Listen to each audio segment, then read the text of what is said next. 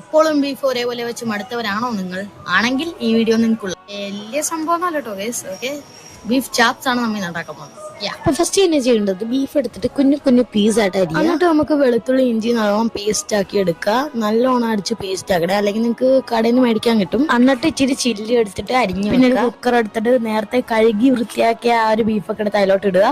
ബീഫൊക്കെ ഇട്ട് കഴിഞ്ഞിട്ട് ഞങ്ങൾ നേരത്തെ അരിഞ്ഞു വെച്ചാൽ മുളക് ഇടുക. അത് കഴിഞ്ഞിട്ട് വെളുത്തുള്ളി പേസ്റ്റ് അത് കഴിഞ്ഞിട്ടാണെങ്കിൽ മഞ്ഞപ്പൊടി, മല്ലിപ്പൊടി, മുളക് പൊടി, ഗരം മസാലയൊക്കെ ഇട്ടിട്ട് നല്ലോണം ഒന്ന് മിക്സ് ചെയ്തെടുക്കുക. പിന്നെ ഉപ്പ് മറക്കല്ലേ കേട്ടോ ഗൈസ്, ഞാൻ ഉപ്പ് പറയാൻ മറന്നുപോയി. പിന്നെ വേപ്പിലയും വേണം കേട്ടോ. അത് കഴിഞ്ഞിട്ട് സവാള ഭയങ്കര കുഞ്ഞു കുഞ്ഞു പീസാക്കി അരിയുക.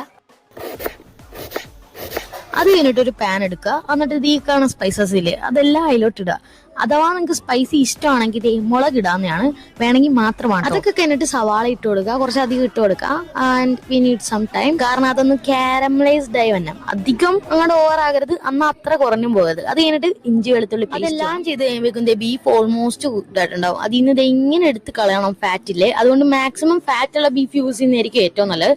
കുറവാണെങ്കിൽ ഇച്ചിരി വെള്ളം ഒഴിച്ചു കൊടുത്താലും മതി. അത് ഞങ്ങളുടെ സവാളയൊക്കെ എടുത്തിട്ട് ഒരു മിക്സിയിലോട്ടാക്കിയിട്ട് ഇതിങ്ങനെ ഒഴിച്ചു. മിക്സിയിൽ നല്ലോണം അടിച്ചു കഴിയുമ്പോൾ ഈ ഒരു പേസ്റ്റ് രൂപത്തിലാക്കിയ ആ ഒരു സാധനത്തിൽ നമ്മൾ ഫുൾ വാട്ടി വെച്ച സവാള ഇടണ്ട, കുറച്ച് ബാക്കി വെച്ചിട്ട് നമ്മൾ ഡ്രൈ സ്പൈസസ് ഇട്ട് കൊടുക്കുക. ഐ മീൻ നേരത്തെ ബീഫിലിട്ട അതേ സ്പൈസസ് ഇട്ടിട്ട് അതിന്റെ ഒപ്പം ഒന്ന് മിക്സ് ആക്കി എടുക്കുക. ഇതിലോട്ടാണ് നമ്മൾ നേരത്തെ പേസ്റ്റ് ആക്കി വെച്ച സാധനം ഇട്ട് കൊടുക്കേണ്ടത്. എന്നിട്ട് നല്ലോണം ഒന്ന് മിക്സ് ചെയ്തെടുക്കുക. ഇനി നമ്മുടെ തരം ബീഫിന് ഇൻവൈറ്റ് ചെയ്യുക. ഞങ്ങൾ ഫുൾ ഇടുന്നില്ല, ഒരിച്ചിരി ഇടുന്നുള്ളൂ. എന്നിട്ട് നല്ലോണം ഒന്ന് മിക്സ് ചെയ്തിട്ട് നമ്മുടെ തേങ്ങാപ്പാലില്ലേ അതിന്റെ പൊക്കത്ത് കൂടി ഇങ്ങനെ ഒഴിച്ചു കൊടുക്കുക. എന്താ രസമല്ലേ കാണാൻ.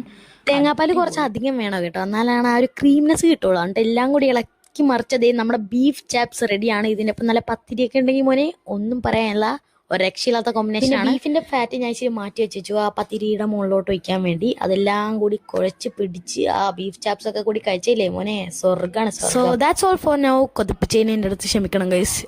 എന്തായാലും ബൈ.